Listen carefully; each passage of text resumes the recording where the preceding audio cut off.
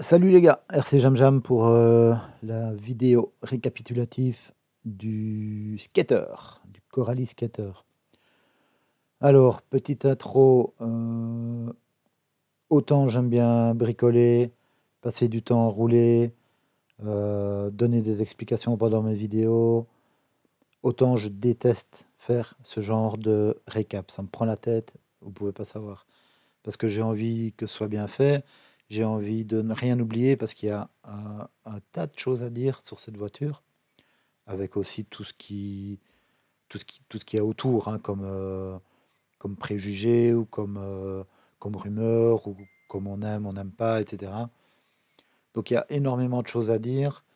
J'ai envie de quelque part de bien faire les choses, de vouloir tout dire là-dessus, de ne rien oublier, de bien structurer, mettre les choses dans l'ordre, etc. Mais si je fais ça, ça va me prendre une journée, rien que pour faire la vidéo. Alors je pourrais le faire, mais mon but, à moi, c'est pas de gagner ma vie avec YouTube, hein. Donc quelque part, j'en ai rien à faire de perdre une journée là-dessus. Et j'ai j'ai vraiment pas envie j'ai vraiment pas envie de passer du temps là-dessus, en fait. Voilà. Donc, comme j'aime bien tenir mes engagements, entre guillemets, et que j'ai décidé de faire ce test avec cette machine, bah, je vais quand même faire la vidéo récapitulative. Mais je vous préviens, ça va être le bordel. Je vais normalement rien oublier, mais ça va partir dans tous les sens, quoi, hein. Ok? Voilà. Donc, vous êtes prévenus. Accrochez-vous. Euh, En plus, les vidéos que j'ai faites pour le test, je suis sûr qu'elles n'ont pas été regardées complètement, puisqu'on ne les regarde jamais complètement. Et donc, tout ce que je dis pendant ces vidéos-là, euh, bah, vous n'en avez pas eu la totalité, forcément. Voilà. Donc, qu'est-ce que j'ai fait avec cette machine? Donc, ce qui s'est passé, c'est quand on a entendu que cette machine-là sortait, j'en ai parlé à Mani. Je me suis dit, ok, je vais la prendre, mais j'aimerais bien qu'elle passe chez toi pour avoir ton avis, pour que tu fasses tes tests et que tu donnes ton avis. Et ensuite, hop, elle viendra chez moi. Et moi, j'ai envie de la tester aussi. Donc, je ferai aussi des tests en y allant crescendo, donc mollo au départ, et puis faire des tests sur mes différents spots de plus en plus hard, pour finir avec la carrière qui est difficile pour n'importe quelle voiture, et en finale faire des sauts sur du dur, donc en skatepark, ce qui est encore plus dur pour nos voitures, voilà, pour la tester comme il se doit, on va dire. Alors, avec mes voitures, j'essaye toujours de ne pas dépasser leurs limites, suivant la voiture avec laquelle je roule. Par contre, quand je fais des tests, comme je l'ai fait précédemment avec le Yikang, par exemple, hein, qui est un scale que j'ai beaucoup apprécié et que j'apprécie toujours, d'ailleurs. Quand je fais des tests, là, c'est différent. Je dépasse les limites de la voiture pour voir jusqu'où elle va, pour voir où elle va craquer, pour voir où elle va avoir des ennuis. Et à ce moment-là, on sait, et vous savez aussi, les limites à ne pas dépasser si vous ne voulez pas avoir d'ennuis avec votre voiture. Pour moi, ça, c'est le but essentiel des tests. Les autres buts des tests, c'est de connaître la machine et de connaître tous ses défauts et toutes ses qualités, ou du moins le plus grand nombre possible, afin que tout le monde soit averti des limites, des défauts et des qualités donc des machines qu'on présente. Voilà. Alors, premier test, donc c'était cool, sympa, dans un une prairie, et pour pas que ce soit trop embêtant, donc j'avais mis deux rampes pour pouvoir faire quand même des petits sauts, etc. Donc ça, c'était le test numéro un. Numéro uno. Alors, le test 2. Donc là, c'était sur mon BMX à la carrière. BMX ou Bicross, hein. Et là, donc, on y a été un peu plus fort. Il y a de la poussière, il y a du gravier et il y a du sable. Et donc, comme on sait que la transmission primaire de cette machine n'est pas complètement isolée, eh bien, comme c'est le cas pour énormément d'autres machines, hein, ce n'est pas un défaut spécifique à cette machine-là, C'est comme ça sur beaucoup de machines. Mais bon, il y a des machines aussi où il est prévu par un moyen ou par un autre d'évacuer ces cailloux. Tandis qu'ici, sur cette machine-là, comme sur pas mal d'autres machines aussi, on a un peu le principe d'une baignoire. Donc, s'il y a des choses qui rentrent dedans, elles ont tendance à rester et ne pas être évacuées. C'est pour ça qu'il y a un risque plus grand d'avoir des soucis avec la transmission primaire, s'il y a des cailloux qui vont s'y coincer, etc. De même, comme c'est le cas aussi, ça permet aussi de bloquer parfois le cerveau, la direction, etc. Et donc là, il n'y a pas beaucoup de machines qui sont à l'abri de ça. Et même le X-Max, qui est la star du bash, n'en est pas exclu, puisque sur le X-Max, ça arrive aussi de bloquer la direction avec des cailloux d'un certain diamètre. Voilà. Alors, le test numéro 3, ben là, c'était pour faire des sauts un petit peu plus hard. Et donc aussi un parcours sur pelouse. Et donc des sauts un peu plus haut et un peu plus casse-gueule avec des mauvaises réceptions, etc. pour tester la solidité de la machine. Et là, je dois dire que ça s'est bien passé aussi. C'est vrai qu'au fil du temps, la carrosserie a tendance à... Enfin, ça c'est un fait certain, et c'est aussi pour un maximum de RC. Les carrosseries en Lexan, quand on fait du bash, je vais pas dire hard, mais ouais, un peu quand même, hein, du bash qu'on fait des réceptions un petit peu dans tous les sens. Et bien là, les carrosseries en Lexan n'ont jamais une longue vie, finissent toujours par bien s'abîmer. Et quand on veut continuer à bâcher sans trop se tracasser du look ou de ces carrosseries, on choisit souvent de passer sur des carrosseries incassables. Et là, on peut dire que le problème est réglé. Et ça permet aussi de protéger la machine, puisque cette carrosserie incassable sert de pare-choc, d'amortisseur, de protection. Donc pour finir, quand on aime bien de rouler, qu'on n'est pas le dieu des réceptions, on passe sur une carrosserie incassable et comme ça, beaucoup de problèmes de solidité sont réglés. Ce que je fais aussi sur cette machine, ce que j'ai fait aussi pour finir sur cette machine. Puisque au bout des tests que j'ai fait, vous vous doutez bien que la carrosserie n'a pas survécu. Enfin, elle est toujours entière, elle est toujours utilisable, mais elle est un petit peu fêlée de partout, il y a un petit peu des trous, etc. Et donc, je suis passé sur une carrosserie incassable. Et il y aura une surprise aussi durant la vidéo de quid de cette machine, quelle est la suite de sa vie. Test numéro 4, c'était en forêt. Et donc là, en forêt, on a des arbres et le petit skater n'a pas manqué d'en embrasser quelques-uns, ce qui était un peu le but aussi des tests. Hein, puisque on va pas se le cacher, quand on roule en forêt, c'est chouette, j'adore ça, on essaye d'éviter les arbres, et on y arrive, hein, on arrive bien à éviter les arbres en roulant, etc., on arrive bien. Mais pendant les sauts, là, on ne sait pas toujours où on retombe, et comme vous le voyez sur la vignette ici, eh bien on en a embrassé quelques-uns. C'est quand même le but des tests aussi, de voir comment ça se passe, si la machine casse, si elle reste entière, quels sont les casses qui sont pardonnables aussi, parce que on peut dire ce qu'on veut. Oh, celui-là, j'ai vu qu'il cassait très fort dans telle vidéo. La machine tient pas le coup, etc. Voilà. Il faut un peu prendre un pas de recul. Il y a des casses qui ont été effectuées par cette machine, évidemment. Mais est-ce qu'elles sont pardonnables ou pas? C'est ça qu'il faut voir.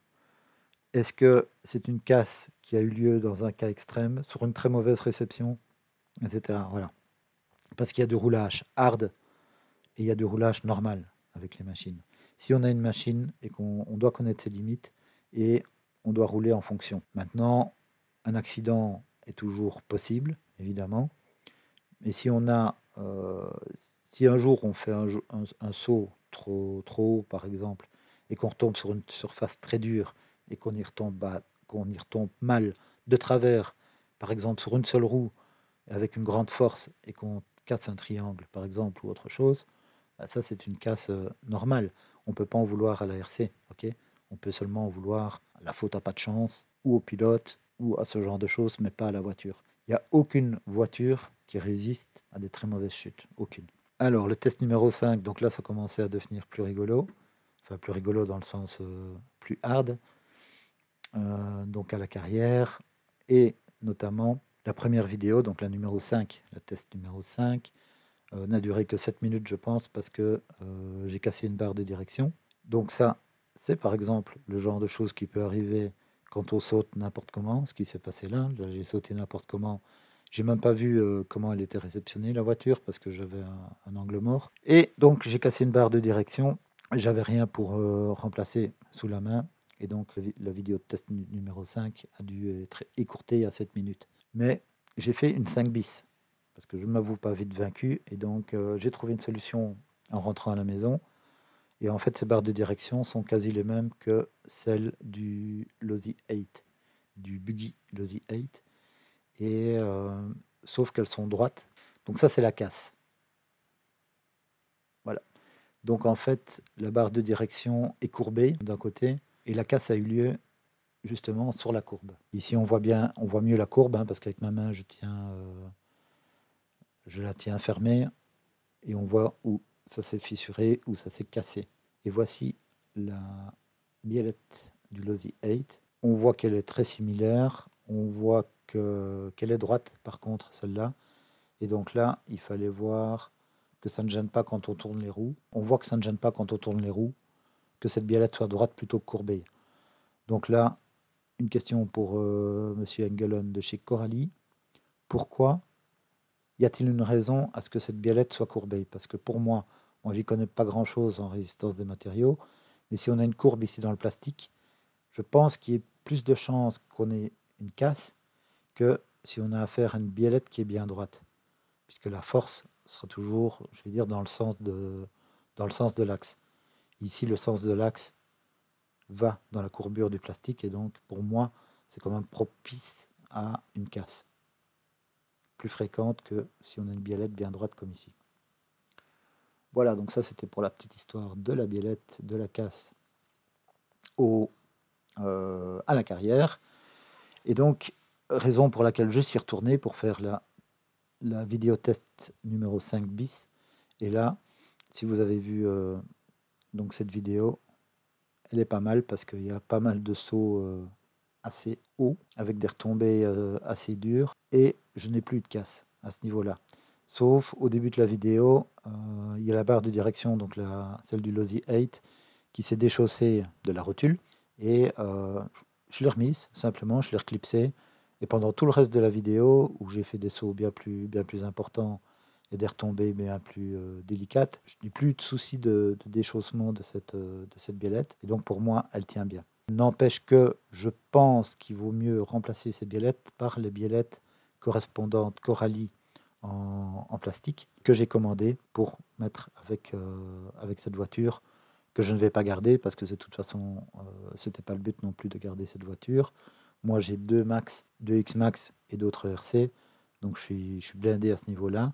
Au niveau dimension, donc ce Coralie Skater est un rien plus petit que le Max, des proportions tout à fait similaires, mais vraiment légèrement plus petit, quoi. Je veux dire 1 cm partout. Et donc, moi, j'ai deux Max que j'ai déjà bien renforcés, qui me coûtent évidemment beaucoup plus cher que le Skater, hein, parce que si on veut le comparer au Max, ou si on veut le comparer à d'autres machines d'un gabarit équivalent, il est quand même moins cher. Hein.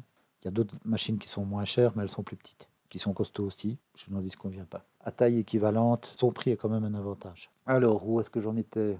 Ouais, biellette de direction, etc. Donc, ok, biellette de direction, ça a cassé, mais je pense que c'est à cause d'une mauvaise chute, donc ne pas être impacté à la machine. Bon, il y a la question qui reste entière pour la droiture de cette biellette ou pas. Pourquoi est-ce que cette biellette est courbée? Ça, j'en sais rien. Et finalement, le test numéro 6 qui a eu lieu, bon, j'aurais voulu aller dans un plus grand skatepark, mais je n'ai pas eu le temps. Je suis retourné sur un skatepark que j'avais déjà connu avec mon Kraton version 1. Et à ma grande et bonne surprise, ils ont changé les sauts et ils ont mis des trucs plus costauds. Donc là, j'étais vraiment content parce que je me suis dit, ok, on va pouvoir bien tester. Et si vous avez vu cette vidéo, il y a ce qu'il faut pour tester, malgré que le skatepark n'est pas grand. Hein, il n'y a pas besoin d'avoir 4000 sautoirs pour casser une RC. Et donc là, il y avait tout ce qu'il me fallait. Et il y avait même moyen de faire un to the moon à la Kev Talbot, comme l'indique la vignette ici. Et donc là, j'ai eu une casse supplémentaire qu'on n'a pas vue durant la vidéo. Donc durant la vidéo, qu'est-ce qui s'est passé comme casse? Je suis très mal retombé. J'ai cassé la fixation supérieure d'un amortisseur. J'espère que j'ai une photo de ce que je vous explique. Oui, voilà. Donc en fait, je pensais que c'était simplement une vis qui était cassée, comme c'est souvent le cas, hein. Au-dessus, sur le point supérieur des amortisseurs, il y a parfois une partie spéciale euh, à l'axe, entre guillemets, que je vais dire au support d'amortisseur supérieur, mais il est maintenu par une vis à la tourelle d'amortisseur. Et en fait, je pensais qu'il manquait simplement une vis ici. Mais en fait, non. C'était c'est une casse un peu plus ennuyante, je vais dire. Parce que, donc voici, ça c'est la pièce qui est cassée. Et ça c'est la pièce normale entière. Ok. Donc en fait, on voit que ce n'est pas une vis qui la maintient, mais c'est un filet qui en fait partie. Donc une partie filetée ici qui en fait partie, qui a été vraiment sectionnée et qui elle est maintenue par un écrou. Et de l'autre côté, donc on a le cache supérieur de l'amortisseur, donc dans lequel vient s'enfiler la tête de l'amortisseur, et le tout est maintenu par un écrou M3. De l'autre côté, là, c'est un écrou M4. Et ici, où je passe la souris pour le moment, c'est l'emplacement donc de la tourelle d'amortisseur. Et donc j'ai pu quand même corriger ce problème avec une grande vis M4 en mettant une entretoise ici et en mettant un écrou M4 de l'autre côté. Donc ça, pour dépanner, ça fonctionne. Donc on peut se dépanner avec une longue vis M4 qui fait 25 ou 30 mm de long. Mais en fait, il vaut mieux, donc je vous conseille, si vous avez cette machine, il vaut mieux prendre cette pièce-ci qui est la pièce d'origine par laquelle il vaut mieux remplacer ce genre de casse. Donc ça, j'ai racheté aussi. Et elles sont commandées chez Projo Hightech, qui peut évidemment fournir toutes les pièces Coralie. Oui, donc ça, c'était la casse avérée au skatepark et casse que j'ai pardonnée à la machine, puisque la chute était vraiment très très mauvaise sur du dur, sur une seule roue. Et évidemment, ça, c'est le genre de casse qu'on peut pardonner à la machine. Par contre, il y a une autre casse que je n'ai pu voir qu'une fois rentré à la maison. Donc ça, je n'ai pas pour rouler, je vais dire. Mais il y avait une fêlure sur un triangle avant droit inférieur. Alors, comme je vous avais prévenu au début de la vidéo, ça va être un peu dans n'importe quel ordre. J'ai pris des photos de ce que je voulais expliquer, donc voilà. Donc ici, par exemple, on a la photo, je vais peut-être la mettre dans l'autre sens, ce sera plus parlant. Voilà. Donc ici, on a la photo du diff central. Un truc qui est bien chez Coralie, et je crois qu'il n'y a que eux qui font ça stock d'origine, c'est un corps en alu pour le différentiel. Et quelque part, c'est peut-être pas une mauvaise idée parce que vous voyez la rayure qu'il y a ici. Donc ça s'est passé chez Mani. Et en fait, c'est un caillou qui a été coincé là et qui a rayé donc, cette bague, ce cylindre en alu. Si ça avait été en plastique, il y a des chances qu'il ait été rayé plus loin. Là, c'est un petit avantage, je dirais. Alors, une bizarrerie, il y a une des deux noix du diff central qui montre une usure, comme vous voyez ici. Une usure prématurée, hein, parce que ça s'est passé déjà chez Mani. Et alors, en fait, cette usure n'a pas l'air de se propager. Et c'est franchement bizarre, parce que toutes les autres noix, que ce soit au niveau des roues ou au niveau des autres différentiels, ne sont pas abîmées du tout. Donc il n'y a vraiment aucune usure.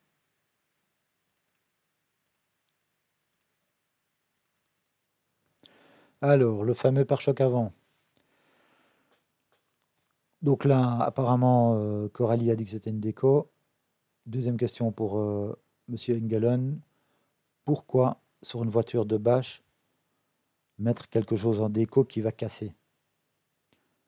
Ça va être une critique ouverte à la machine. Ça va dévaloriser la machine parce que c'est quelque chose qui doit protéger et qui va casser très vite. Alors si c'est pour faire de la déco qui ne sert à rien, parce que soi-disant le skid avant est suffisant pour amortir les chocs, pourquoi faire cette déco et pourquoi faire une mauvaise pub à la voiture, puisqu'on sait que c'est un élément qui va casser très vite.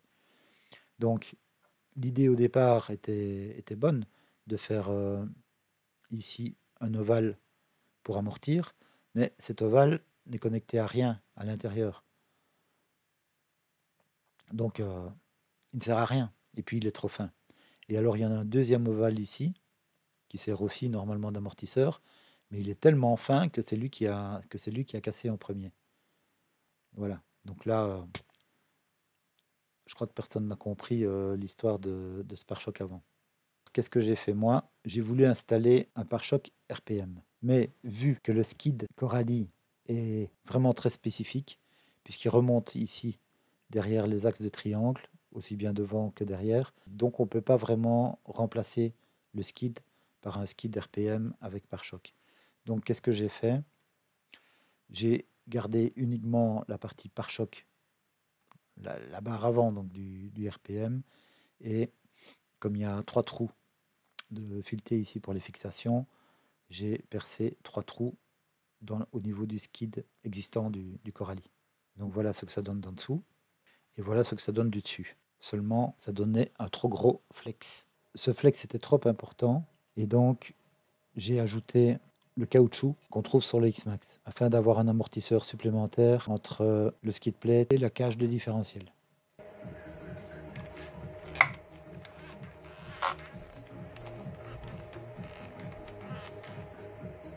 Donc pour faire ça, vous prenez le caoutchouc qu'on retrouve sur le X-Max au même endroit, et il suffit de couper la partie saillante ici. De ce fait-là, vous pouvez vous en servir pour l'insérer au bon endroit, pour ne pas qu'il se déplace, pour ne pas le perdre. Mais il suffit d'utiliser la vis centrale avec un petit trou ici, de forer un petit trou ici dans le caoutchouc du X-Max, et d'utiliser la vis centrale pour le maintenir en place.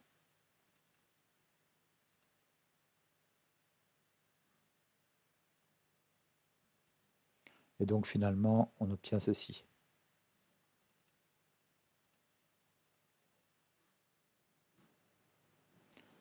Alors, je reviens sur une photo que je vous ai déjà montrée précédemment pour en venir ici. Ici, il y a un souci pour moi, c'est que d'origine, il y a une vis M3 avec un écrou à l'intérieur du châssis. Alors ça, troisième question pour Monsieur Engelen, je ne comprends pas pourquoi ça a été fait comme ça. L'écrou à l'intérieur est très difficilement accessible. Si on est sur le terrain, forte chance à parier qu'on n'ait pas l'outil pour arriver à maintenir l'écrou M3 par l'intérieur pour pouvoir dévisser cette vis-ci. Et donc moi, comme j'ai dû le démonter, ce genre de choses, je démonte une fois et puis je trouve une solution. Et la solution, en fait, je voulais faire, comme Coralie pour moi aurait dû le faire, c'est faire simplement un filet dans le châssis. Mais vu que le trou était déjà fait avec un chanfrein, ça fait que l'épaisseur ici était vachement moins profonde pour faire un filet. Et donc plutôt que de faire un filet en M4, j'ai fait un filet en M5 pour pouvoir avoir un peu plus de matière. Mais si c'était fait à l'origine, ici un trou M3 avec un filet ou M4, pourquoi pas du M4? M4 en filet sur toute l'épaisseur du châssis plutôt que de ne pouvoir profiter que d'une partie de l'épaisseur parce que le trou actuel est composé d'un chanfrein et donc perd une partie de l'épaisseur. En M4, ça pourrait très bien fonctionner. Comme il y avait un chanfrein, moi j'ai fait un filet en M5 et mis une petite vis M5 comme vous voyez ici. Et donc de ce fait-là, plus besoin d'aller à l'intérieur pour démonter un écrou, puisqu'il suffit de dévisser la vis, le filet est dans le châssis. Alors ici, j'en reviens sur le pare-choc. Donc ici, c'est une photo qui montre que grâce à ce pare-choc, donc il y a un bon amortissement des chocs avant, et en plus, ça permet de bien protéger les amortisseurs, ce qui est aussi le rôle du pare-choc. Autre chose, comme j'en ai parlé dans ma vidéo, on va parler un petit peu du sauve-cerveau. Donc le sauve-cerveau, c'est ce que vous voyez ici, donc c'est ce qui permet aux roues d'absorber des chocs sans que le cerveau n'ait à mourir. Et donc on règle la dureté ou l'efficacité du sauve-cerveau avec une bague ici qui vient serrer un ressort sur le sauve-cerveau en lui-même. Et en fait, cette bague, à un moment donné, j'ai dû la resserrer parce que là, j'avais vraiment trop de flou dans la direction. Et puis ensuite, le flou de la direction est revenu. Et en fait, ce qui se passe ici, eh bien, c'est que cette bague se dévisse au fur et à mesure du temps. Et donc la solution pour ça, donc une fois qu'elle est resserrée à votre convenance, c'est simplement d'ajouter un riselant en dessous, donc entre le châssis et l'écrou de réglage, et ainsi l'écrou ne peut plus se dévisser. Et voilà ce que ça donne une fois que le riselant est resserré. Alors maintenant, je vais passer un petit peu mes notes en revue pour essayer de ne rien oublier. Et donc, ça va encore être dans un désordre incroyable. 6S ou pas 6S, la machine est lourde, c'est un fait. Un avantage que j'ai trouvé à ce poids, eh bien, c'est son comportement en fait. C'est comme si on avait un centre de gravité très bas. Et au niveau comportement, d'ailleurs, j'en ai parlé dans les vidéos, j'aime beaucoup cette machine. Elle passe quand même très bien sa puissance au sol. Son maintien est très bon en tout terrain. Bon, évidemment, vu que la garde au sol est faible, qu'il y a des soucis évidemment pour si on veut avoir plus de débattement, etc., comme Mani en a parlé, avec l'histoire d'angle, des cardans, etc., on peut pas, on peut pas augmenter la garde au sol de cette machine, mais donc ça veut dire qu'elle a quand même une garde au sol réduite par rapport à d'autres engins, ça, on est d'accord. Mais son comportement, par exemple, à grande vitesse dans les prés, ou comme on le voit en forêt, que lorsque je fais une plus longue distance à grande vitesse, eh bien en fait, elle se comporte vraiment très très bien. Sur les sauts également, elle a un très très bon maintien de son assiette sans quasi rien faire. Quand il faut corriger l'assiette, c'est souvent le nez qui est trop haut et donc on donne un léger coup de frein pour remettre le nez à l'horizontale, je vais dire, pour atterrir correctement. Et c'est très souvent dans ce cas-là, quand il faut corriger, parce que la plupart du temps, il ne faut pas corriger, mais quand il faut corriger, c'est souvent à ce niveau-là. Donc le nez qu'il faut redescendre un petit peu grâce au frein, et ça, c'est très facile. Par contre, et ça, il ne faut pas l'oublier, quand c'est à l'inverse, donc quand c'est le nez qui est trop bas et qu'il faut accélérer pour corriger l'assiette, là, effectivement, il y a un manque de puissance, je vais dire, ou alors c'est les pneus qui ballonnent pas assez pour que ça se passe bien. Mais c'est vrai que quand c'est pour redresser le nez, ce qui n'arrive pas souvent, ce qui ne m'est pas arrivé souvent à moi, du moins, là c'est difficile. On accélère très fort et il ne se passe pas grand-chose en fait. Pour moi, donc le 6S n'est pas nécessaire sur cette machine. Le 6S, pourquoi? Donc pour pouvoir se redresser l'assiette, et aussi pour une question d'autonomie. C'est aussi pour ça qu'on met plus de volts dans une machine pour avoir une meilleure autonomie. Alors au niveau de l'autonomie, il y a des critiques concernant cette machine. Moi, personnellement, je ne suis pas d'accord. Je trouve qu'elles ne sont pas justifiées. Parce que cette machine-là, c'est pas la machine qu'on achète pour faire des lignes droites de 300 mètres sans arrêt et brûler son pack comme ça. C'est pas cette machine-là qu'on achète si c'est ça qu'on veut faire. Si on veut faire rouler à fond dans les prés, on achète un short course. On n'achète pas un style MT. Ok. Si on achète cette machine-là, c'est pourquoi? C'est pour rouler sur skatepark. C'est pour rouler dans les bois. C'est pour rouler dans un jardin qui n'est pas énormément grand, dans lequel il y a des courbes et des tournants, etc. C'est pas une machine qu'on achète pour faire des 300 mètres de ligne droite. Comme vous le voyez dans mes vidéos, comme je l'ai prouvé dans mes vidéos, si vous roulez sur des spots pour lesquels cette machine est adéquate, pour lesquels cette machine est faite au départ, ben vous avez une autonomie très correcte, hein. Vous avez une autonomie style 20 minutes, parfois un peu moins, parfois plus. Et pour moi, une autonomie qui tourne autour de 20 minutes est une autonomie acceptable pour une RC. Voilà. Alors, on peut dire de cette machine qu'elle a beaucoup de qualités et qu'elle a encore quelques défauts, ou pour ceux qui aiment moins la marque, qu'elle a encore beaucoup de défauts et peu de qualité. Ça, c'est l'histoire de comment on voit le verre plein ou le verre vide. En tout cas, moi, je vous donne mon ressenti qui, j'espère, est le plus objectif possible. De toute façon, vous pouvez vous faire une idée vous-même de par les tests que j'ai fait dans mes vidéos précédentes. J'ai quand même fait 6 vidéos dans des conditions différentes, dans des conditions qui vont crescendo de plus en plus dures. Et rien qu'avec cette vidéo-là, vous pouvez vous faire vos idées. Si vous ne voulez pas entendre ce que je dis, vous coupez le son et vous faites votre propre idée. Je ne peux rien dire de plus. Le démontage des vis qui sont à l'envers. Donc ça, Mani en a parlé. Donc on peut démonter, donc il y a un châssis avec de chaque côté des bacs en plastique. Et normalement, sur tout RC qui se respecte, on démonte ça du côté châssis. On dévisse les vis du côté châssis. Les filets sont dans le plastique et pas dans le châssis, normalement. Mais ici, dans le cas du skater, pour dévisser les vis, il faut aller par l'intérieur du châssis, par le dessus du châssis. Et pour accéder aux vis, il faut démonter l'électronique. Donc là, question supplémentaire pour M. Engelen, je crois que c'est la numéro 5.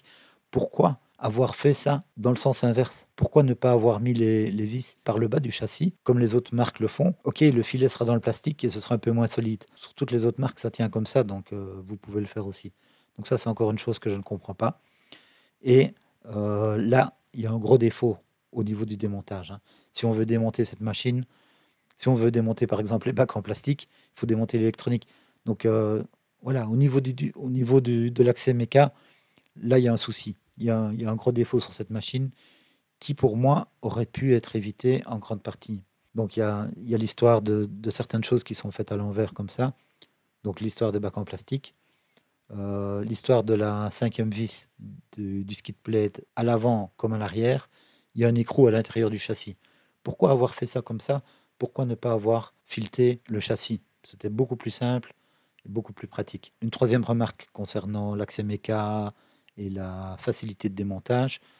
Donc cette machine est costaud. Ça, j'en suis convaincu. Et comme je l'ai dit lors d'une de mes vidéos, cette machine est un peu plus costaud qu'un Max stock. Simplement, à mon avis, hein, de l'expérience que j'ai eue, simplement à cause du diamètre des fusées. Parce que sur un Max, ok, vous avez une transmission qui est vraiment très très costaud. C'est super costaud, c'est de la balle. Mais elle n'est pas costaud jusqu'au bout des roues. Les cardans qui arrivent aux roues sont en plastique. Télescopiques, ça c'est très bien, mais sont en plastique. Au niveau des cardans, ça finit par se fatiguer. En plus, ces cardans, je parle du Traxxas Max là, hein, ces cardans sont prolongés par des fusées qui font 6 mm. Et sur une machine comme ça, de ce poids-là, pour moi, des fusées en 6 mm, c'est une erreur. C'est des machines qui, soi-disant, sont un 10, mais qui, de par leur poids, sont aussi lourdes que des 1,8. Et donc, elles doivent avoir la solidité d'une 1,8 avec les composants d'une 1,8. Et donc, c'est pour cette raison-là que sur mes Max, j'ai upgradé ces cardans plastiques par des cardans en acier et avec des prolongés donc par des fusées qui font 8 mm, comme sur toutes nos 1.8, toutes les 1.8 qui se respectent. Et donc là, c'est un défaut du Max pour moi, que j'ai corrigé donc par des options, mais qui m'ont coûté plus de 120 euros, quoi. Okay, qui viennent encore en plus du prix du Traxxas Max, qui est déjà cher d'origine. Traxxas Max que j'adore, j'en ai deux. Mais si on compare au niveau prix, il y a quand même un problème, hein. Tandis que le Coralie, le skater Coralie, lui, il a aussi une transmission qui est très costaud, peut-être pas aussi costaud que celle du Max, mais c'est une transmission de 1.8. C'est une transmission d'une machine 6S, okay, qui tient le coup. Et c'est une transmission qui va jusqu'au bout des roues et jusqu'au bout des pneus. Parce que, aussi au niveau du Max, on peut aussi lui reprocher ses roues, qui d'origine sur le V1 ne sont quand même pas terribles. Enfin, je parle des pneus. Tandis que ici, au niveau Coralie Skater, donc la transmission, c'est une transmission 6S qui est costaud, qui va jusqu'au bout des roues. Les cardans sont en acier. Les cardans n'ont pas bougé au cours de tous mes tests. Les cardans sont toujours tous droits. Et ça va jusqu'au bout des roues. C'est-à-dire que les fusées sont d'origine aussi en diamètre de 8 mm. Les roues sont bonnes et les pneus sont bons. Donc là, je suis désolé, mais Coralie, au niveau du skater, au niveau de la transmission, ils ont été jusqu'au bout des roues. Il y a juste une petite chose qu'on peut reprocher. Au bout des fusées, on trouve les écrous. Et les écrous ne sont pas cannelés. Les écrous sont lisses. Et donc, moi, j'ai fait des petites entailles dedans pour avoir une meilleure accroche sur la jante. Et aussi, j'ai mis du frein filet, donc sur le filet de la fusée, pour avoir un meilleur maintien. Tout le monde sera d'accord que c'est un détail. Pourquoi c'est un détail? Parce qu'on ne doit rien racheter. Si on passe 5 minutes à bricoler, ce détail est réglé. Donc pour moi, c'est un défaut qui est vraiment très très minime par rapport à toute la transmission qui est costaud, je le répète, jusqu'au bout sur ce skater. Alors, on a parlé du pare-choc avant, mais on n'a pas parlé de la roulette arrière. Donc ça, la roulette arrière, je l'ai cassée dans le bois en embrassant un arbre. Donc ça, c'est évident aussi. La roulette arrière, donc ça, je pense que c'est la 7e question que j'ai pour Monsieur Engelen. La roulette arrière est rigide, complètement rigide. Donc, n'importe qui est habitué à faire du bash va directement dire la roulette, elle ne va pas tenir. Pourquoi avoir fait une roulette rigide? En plus, cette roulette, pour moi, n'est pas utile. Donc, comme le pare-choc avant, il faut l'enlever. On l'enlève et on laisse le pare-choc, comme je l'ai moi-même fait. Donc, cette roulette, je l'ai laissée au départ parce qu'il fallait bien la tester. Donc j'ai embrassé un arbre, c'est pas sur l'arbre qu'elle a cassé, c'est en retombant sur l'arrière, et c'est là que la roulette s'est cassée. Pourquoi? Parce qu'elle est trop rigide, point barre. Et donc, ce que j'ai fait, à la Dremel, j'ai arrondi la partie qui restait côté châssis, et il y a le skid arrière, qui est aussi costaud que le skid avant, le skid arrière qui sert de pare-choc avec une partie du support de la roulette arrière, et ça suffit. Je l'ai laissé comme ça, pour moi, il n'y a rien d'autre à faire. Éventuellement, on peut faire comme à l'avant, ajouter la barre du pare-choc RPM si on veut pousser un peu les choses. Mais pour moi, c'est même pas nécessaire.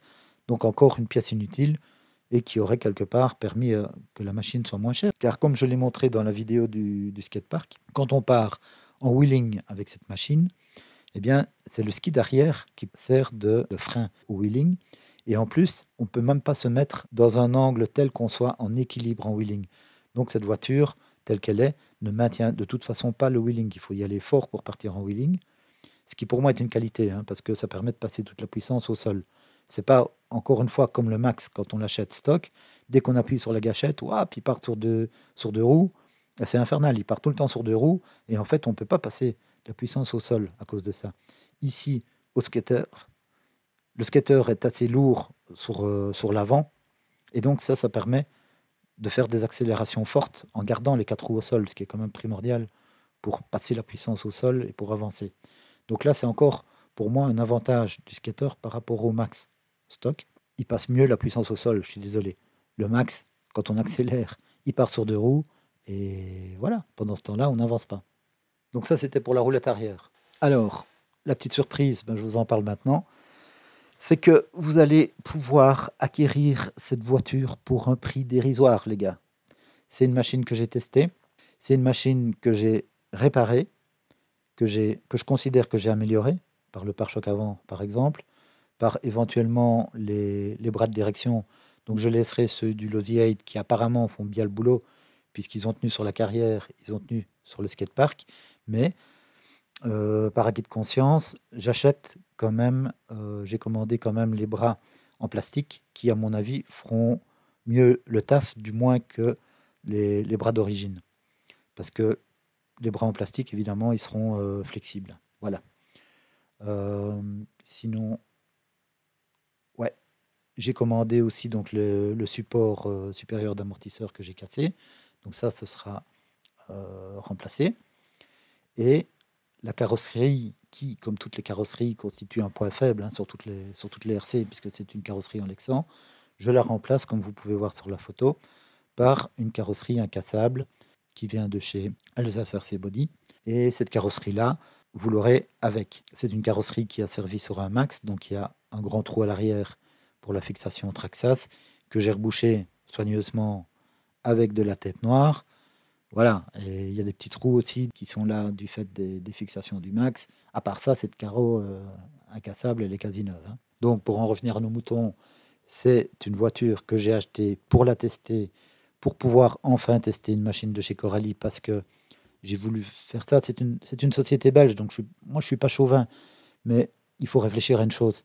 C'est que si on a un distributeur, un fabricant de RC près de chez nous, c'est quand même mieux.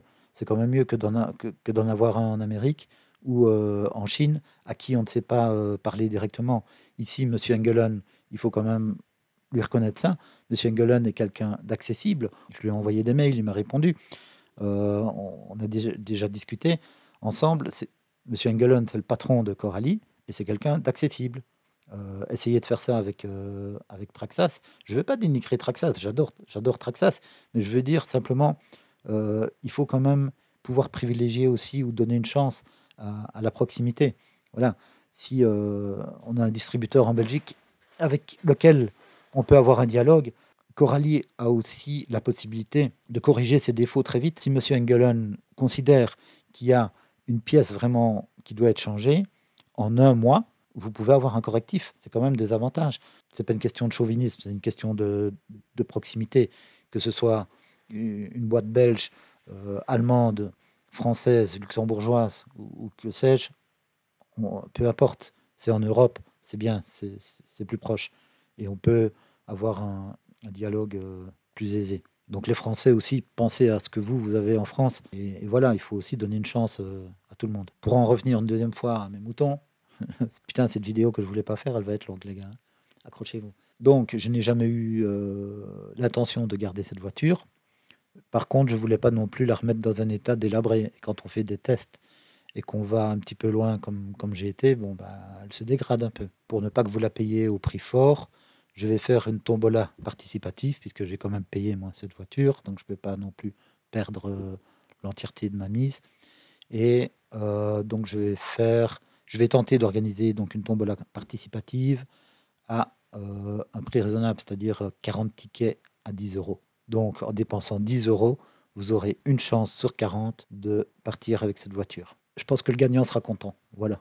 Les autres, tant pis, mais ils n'auront perdu que 10 euros. Point suivant, certaines personnes ont remarqué que les skid plates étaient cassants. Les plastiques Corally ne sont pas les meilleurs plastiques qui existent en RC. Ok. Donc là, c'est essentiellement Traxxas qui est le champion dans le domaine. Arma aussi sur les dernières versions de ces domaines. Corally sont toujours un peu en retrait au niveau de la qualité de leur plastique, mais il faut leur laisser le temps aussi, s'améliore, et on espère tous qu'ils arriveront aussi à un très bon niveau. Moi, en pratique, les skid plates, j'ai pas eu de soucis avec. Ils n'ont pas été fêlés, ils n'ont pas été cassés, rien du tout. Donc voilà, preuve par les tests, ça a tenu, du moins sur cette machine-là. Les supports carreaux sur les tourelles, Mani leur a reproché d'être trop rigides. C'est vrai qu'ils sont super costauds, super rigides, qui sont fixés très courts sur les tourelles des amortisseurs. Ah, c'est vrai, quelque part, que s'ils étaient fixés ailleurs et qu'ils étaient flexibles, forcément, ils économiseraient les tourelles. Ils éviteraient que les tourelles puissent se plier. Mais encore une fois, dans les tests que j'ai faits, les tourelles n'ont pas été pliées. Et si c'est à cause de la carrosserie que les tourelles se plient, c'est quand même qu'on y va vachement très très très très fort, au-delà des capacités de la machine. Il y a le bash, il y a le hard bash, et puis il y a le bash débile. On peut rouler pour casser une voiture. Voilà ce que j'en pense. Pas de cache transmission. Donc la transmission primaire n'est pas cachée. Elle est cachée en partie, mais pas totalement. Donc on peut avoir des pierres dans les pignons, etc., etc., comme c'est le cas sur beaucoup d'autres RC, je tiens à le préciser. La correction à ça, c'est mettre une housse style housse de STI. Ça permet vraiment de limiter l'envoi de pierres et de n'importe quoi à l'intérieur du châssis. Le désavantage des housses, c'est que ça chauffe très fort. Si vous fermez une housse, au moment où vous l'ouvrez, vous allez sentir toute la chaleur qu'elle retient. Et là, le truc, c'est simplement de laisser l'arrière de la housse bien ouvert.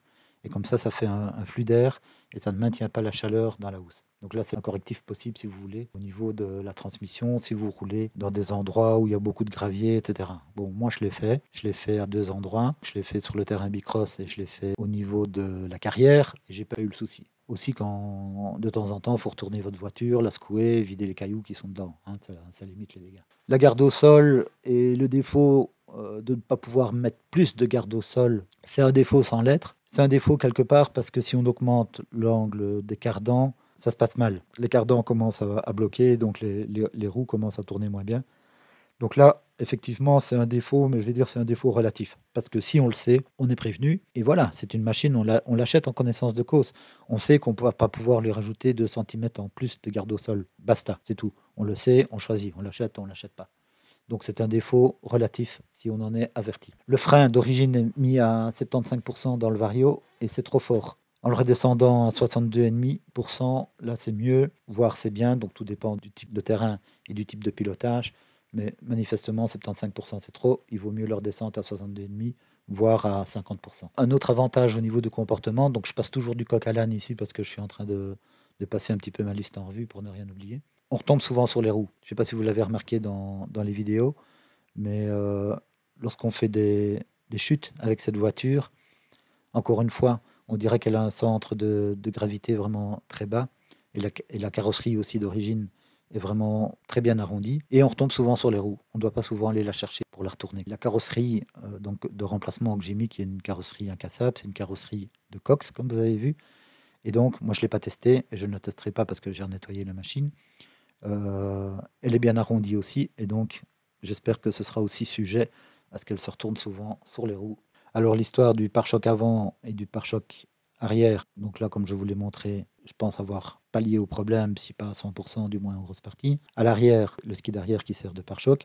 Mais en plus, maintenant, donc, il y a la carrosserie incassable qui est dessus et qui règle aussi tous ces problèmes-là, puisque la carrosserie incassable, c'est aussi un gros amortisseur, entre guillemets, indestructible pour prévenir de tous les chocs. Alors, quelque chose que j'aurais dû dire au début de la vidéo, c'est que je n'ai aucun conflit d'intérêt par rapport à certaines autres chaînes que je ne nommerai pas. La voiture qui est là, je l'ai achetée, je l'ai payée. C'est pas Coralie qui me l'a donnée. Coralie ne m'a rien promis en échange de cette vidéo. Et comme vous pouvez vous en rendre compte, j'y vais aussi allègrement dans les qualités que dans les défauts.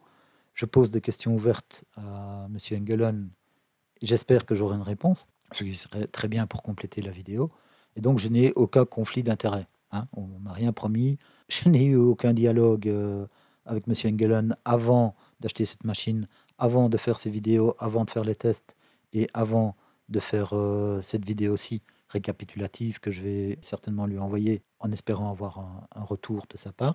Le but de cette vidéo, c'est de vous donner un maximum de renseignements et de vous faire profiter un maximum de mon expérience et de celle de Mani aussi, grâce à ces tests précédents, les miens. Un des avantages aussi tout à fait relatif et bénin pour moi, c'est le look. La Caro ne plaît pas à un maximum de personnes, elle ne me plaît pas non plus, mais quelque part, je m'en fous. J'achète pas... On peut dire qu'on craque sur une voiture parce qu'elle est belle. Moi, ouais, je peux craquer sur une voiture parce qu'elle est belle, mais si elle n'est pas costaud, je craquerai pas dessus. Par exemple, le LMT de chez Losi, je vais prendre cette machine-là en exemple parce que j'ai vraiment craqué sur son look. Et je voulais cette machine, je voulais le Losi LMT. Mais c'est pas super costaud comme machine, c'est pas une machine qu'on peut envoyer valser dans tous les sens, etc. Là-dessus, je pense qu'on sera d'accord. Et donc, ce que j'ai fait, j'ai trouvé une solution. Voilà, j'ai vu que c'était le même empattement qu'un Max V1 et j'ai fait la transformation pour pouvoir avoir le look LMT sur une voiture qui était costaud, renforcée, etc. Voilà, donc il y a toujours des mesures. Donc pour moi, je peux craquer sur une belle voiture, mais je ne craquerai pas si elle n'est pas costaud. Et inversement, si une voiture est costaud et qu'elle n'est pas très très belle, qu'elle me plaît pas, qu'elle a un look qui me plaît pas vraiment, bah, qu'est-ce que je vais faire? Je vais la prendre si elle me plaît parce qu'elle est très costaud et je vais m'arranger pour améliorer son look. Voilà. Alors je sais pas comment vous trouvez son look actuellement avec la carrosserie style Cox. Ben, moi je trouve que ça passe mieux là. Voilà. À vous de voir. Chacun ses goûts. Ah oui, un truc que j'ai oublié de dire au niveau de l'accès méca. Donc j'ai donné quelques défauts de l'accès méca, mais il y en a un qu'il faudrait voir améliorer. Et c'est là que j'étais parti sur un autre sujet. C'est les renforts de renforts. Ça, c'est un peu fatigant. On a quand même vraiment l'impression, Monsieur Engelon, désolé, mais on a quand même vraiment l'impression que c'est une machine qui a été faite au départ, qui a été testée ensuite par vos soins, et ensuite on a vraiment l'impression que on a corrigé les défauts. Donc vous avez vu où ça pliait, vous avez vu où ça cassait, et vous avez rajouté des rajoutes, comme on dit chez nous. Donc vous avez fait des renforts, et puis vous avez renforcé les renforts. Et ça, c'est un petit peu dommage. Ça alourdit la machine, et ça complique la machine. Ça complique le démontage, ça complique l'entretien. Ça augmente le coût de la machine aussi, parce que c'est des pièces en plus. Mais au niveau de la production, et au niveau du lancement de la production, ça permet de gagner du temps, et ça permet peut-être de gagner de l'argent au départ, de faire une rajoute plutôt que de revoir la conception en elle-même de la machine. Et ça, je le comprends. Mais ce qui serait génial, c'est que maintenant que la machine a vécu au travers de différents utilisateurs, que vous avez un retour sur les défauts, sur les casses éventuelles, etc., ce serait génial si vous pouviez repartir du départ et faire une deuxième version qui serait donc plus légère au niveau des renforts, etc., mais qui serait plus costaud au départ, pour en arriver à une voiture qui soit aussi costaud que ce qu'elle n'est au départ, mais qui soit moins compliquée.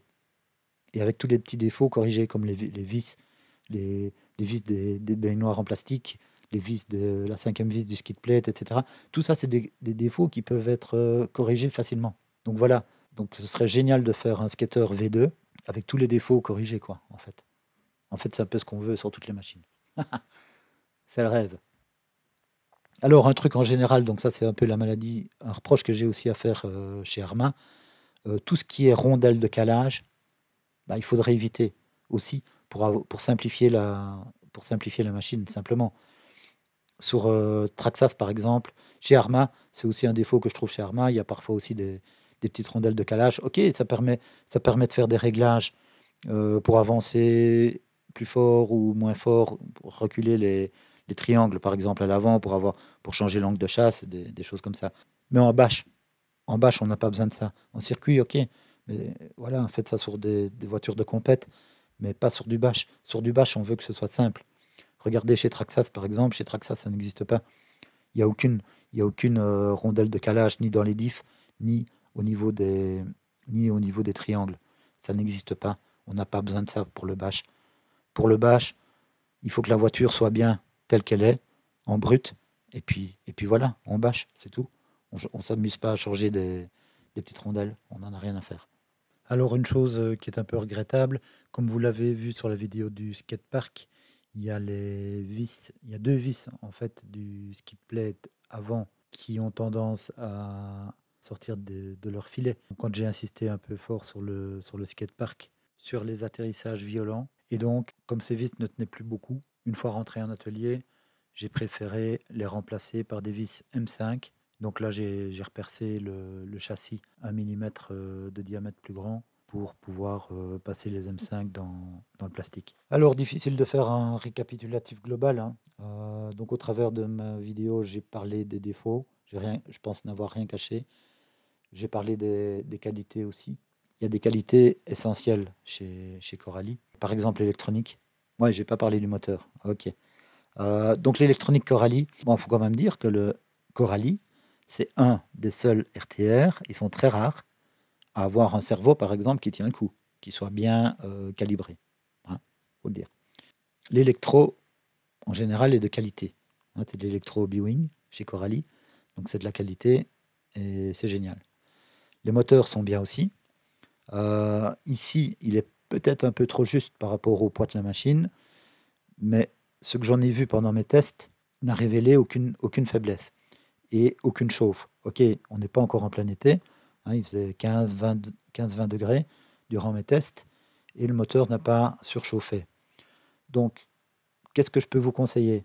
Je ne vais pas vous conseiller de changer de moteur parce que pour moi, il convient. C'est sûr qu'un moteur plus gros permettrait, avec plus de couple, permettrait moins de chauffe et plus d'autonomie. Ça, toujours, c'est une règle, hein. Plus de volts aussi. Voilà, si on est en 6S aussi, pareil, ça ira dans le même sens. Mais la machine telle qu'elle a pour moi peut convenir en pré-saison. Maintenant, si on est en été, qu'il fait chaud, qu'on est style 25, 30 degrés, voire plus, bon, bah, mettez une clampe, donc mettez un refroidisseur sur votre moteur et un ventilo. Voilà, c'est ce que je conseille. Et je pense qu'avec un refroidisseur et un ventilo, vous n'aurez jamais de problème avec ce moteur. Un avantage aussi, c'est qu'on peut passer le bec à 7,4 volts et que le récepteur tient le coup, ce qui n'est pas le cas partout, et que le cerveau tient le coup aussi.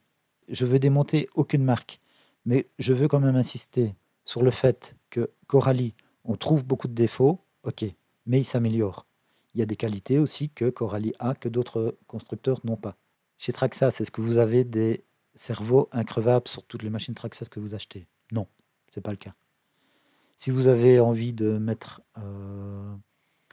changer quelque chose dans l'électronique, par exemple, comme on est parfois obligé de le faire, donc on change le vario d'une machine Traxxas, et à ce moment-là, seulement, on peut passer en 7,4 volts pour le bec, parce que d'origine, on ne peut jamais chez Traxxas. Ok, donc vous changez de vario, à ce moment-là, vous pouvez prétendre de passer en 7,4 volts, mais est-ce que le récepteur Traxxas va tenir le coup? Non. Est-ce que le cerveau Traxxas va tenir le coup? Pas dans tous les cas. Sur le X-Max, oui. Mais sur les autres machines, en général, non. Ici, chez Coralie, vous pouvez passer d'origine le bec en 7,4, le récepteur tient le coup, et le cerveau tient le coup aussi. Et il va mieux aussi de ce fait-là. Donc je ne sais plus si je l'ai dit ou pas, mais les pistons d'amortisseur ont été changés parce qu'ils étaient trop mous, ils avaient trop de flex. La radio aussi, qui était un petit peu critiquée sur les modèles précédents, a été changée aussi. Donc c'est la Coralie CT2R maintenant, qui est très similaire à la Psyma CR2V2. La notice a aussi été améliorée. Les portes-fusées qui étaient un peu trop faiblards donc sur le modèle précédent, sur le Chronos par exemple. Donc là, les portes-fusées ont bien été renforcées et on voit qu'ils tiennent bien le coup maintenant. Alors encore un avantage par rapport à d'autres marques qu'on connaît très bien, les pièces sont disponibles chez Coralie. Les options sont disponibles aussi. Alors par rapport à cette machine-là, comme vous l'avez vu pendant mes tests, pour moi, les batteries Gens E50C, par exemple, pour prendre une référence, ne sont pas assez puissantes au niveau des C. Elles ont tendance à chauffer, un peu trop fort à mon goût. Et en été, elles chaufferont encore plus fort. Donc pour moi, il faut prendre des batteries minimum 70C réelles, voire des 100C. On peut prendre aussi des LiPo 100C pour être tranquille. Oui, donc au niveau des débattements et au niveau de la deuxième version, donc si vous faisiez une version 2, donc le fait de raccourcir, donc comme l'a dit Mani, le fait de raccourcir les cardans de quelques millimètres permettrait justement d'avoir plus de garde au sol. Donc ça, c'est aussi un correctif qui pourrait être apporté sur une version 2. Merci d'avoir regardé la vidéo et à bientôt.